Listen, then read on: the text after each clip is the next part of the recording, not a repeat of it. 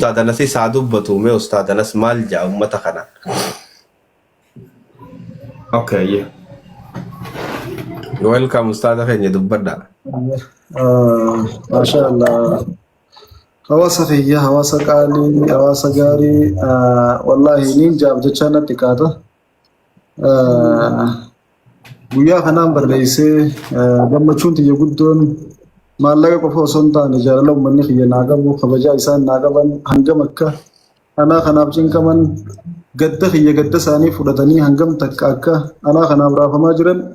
osoo lubbuun jiru arkuu kiyya caalaa wanti na gammachiisan jirtu hedduu takkaan irraa gammade hayyoonni keenya warri nu dura dabran gootonni keenya warri nu dura dabran akkuma nuti jaalatamnu kana caalaa uummata isaaniitiin jaalatamaa turan garuu jaalala uummanni isaanii qabu sana osoo argin addunyaa irraa galan hedduun isaanii anammoo rabbiin waan garii khayrii fida hamtuma silana dhufte tanaahu akka waan khayrii fide waan in silaa eegaan du'ee booda uummanni kiyya jaalala naa qaban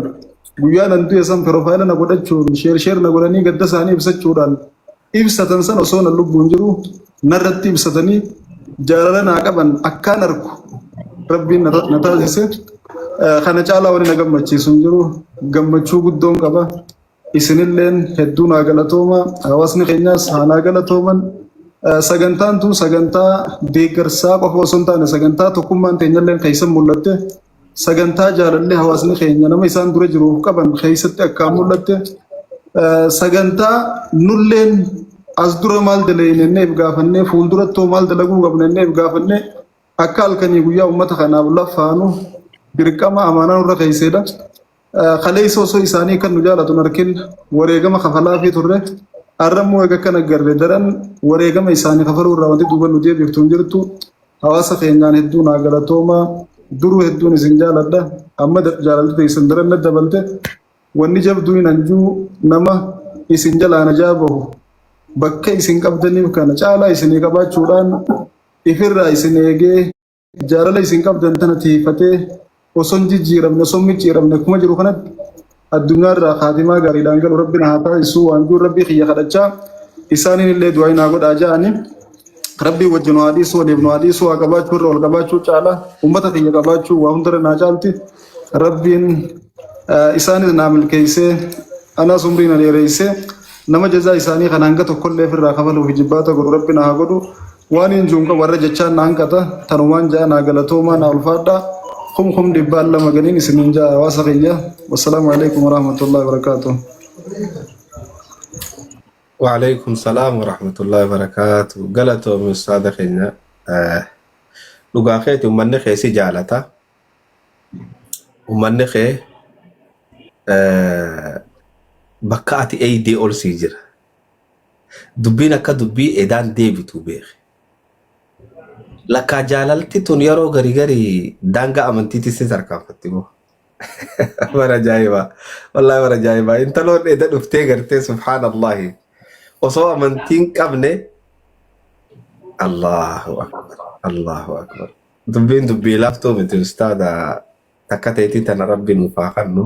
وما تخيني خيست اللي هاود دميسو ما شاء الله الرلي قاجرة خيني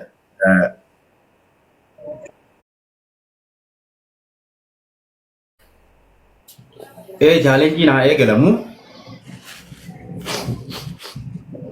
challenge من أصلي ليس قطعة ne da fana na kwa aye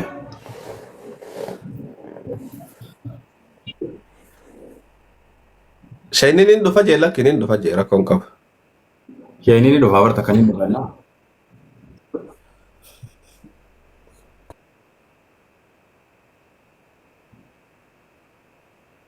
challenges an akka jaiba bare da bai khasla ke ha ga su dai bisani gize taka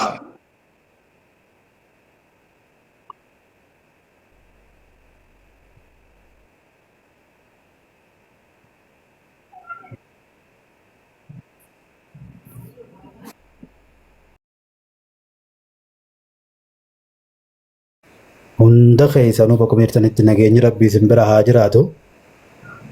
آمين حبيبنا آمين Laga wal agarree soomanni soomana milkiin haa ta'u addatti galgala 20 takkaati. Waa'ee Ustaaz Anasii wal qabsiisee dhiira wajji nyaattu malee, wajji deemtu malee, wajji ooltu malee gatii siin beeytu. Gatiin ustaazanas akkam akka ta'e nuti warra bira taa'ee isarraa waa dhageeffate caalaa warri isaan takkaan arginillee gatii isaaf qabanii fi darajaan isaa akkam akka taate nu barsiisanii. Namni ummataaf waan gaarii dalagu bubbuleetu turus guyyaa takka gatii ummata isaa san ummanni isaatis gatii isaa baruu waan hin oolle